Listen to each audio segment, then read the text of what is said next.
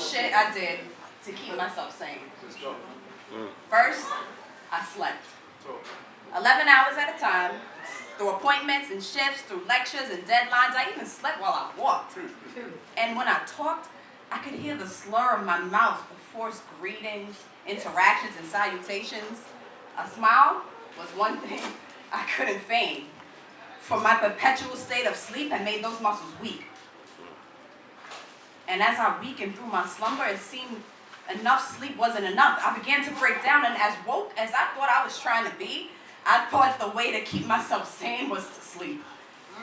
Then, I got mad. At my friends, at my parents, strangers, God, even my goddamn cat. Anything in my path was the latest victim of my wrath. Unable to balance the tropes of being an angry black woman, I snapped. My anger derailed me from my sanity track. I let it eat away at me, a parasitic worm settling in my heart like a rotten apple. Come to think of it, it was kind of like a virus in a MacBook.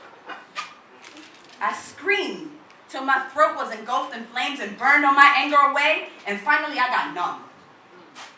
I stopped feeling anything at all, because that lack of feeling was better than the hurt. Something like a sociopath. I faked emotion, concern, friendships, no longer craving any type of meaningful relationship. Laughing, but feeling like the girl that types LOL with a dead-ass straight face. Feeling empty while occupying too much space. Feeling lonely and frustrated from not knowing my place. And here's what I couldn't work when I was trying to keep myself sane. I didn't write. Because the pain from the flames of the burning in my throat, from the times I used my anger issues as a scapegoat, come back in the form of carpal tunnel and took my gift away. I could no longer write. So I tried to fight, to find what was left of the girl that had been eaten alive, left weary from the ways of the world, always turning on the TV to see her brothers dying, their mothers crying, my friends turning to me for advice to know how to live a good life. But living a good life, I decided, wasn't worth trying.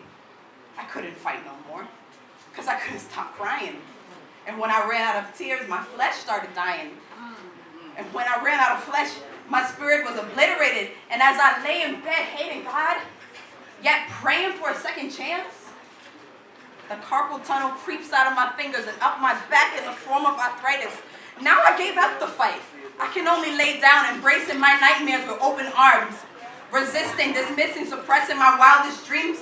And it's funny, because as woke as I thought my ass was trying to be, I figured the best way to be sane was to sleep. And now when I'm alone, I can't feel it coming down my eyes. I still feel numb every day off Novocaine. I'm high. And slowly but surely, I come to realize that functionally crazy is what I can be until I'm on the path to my sanity. Woo!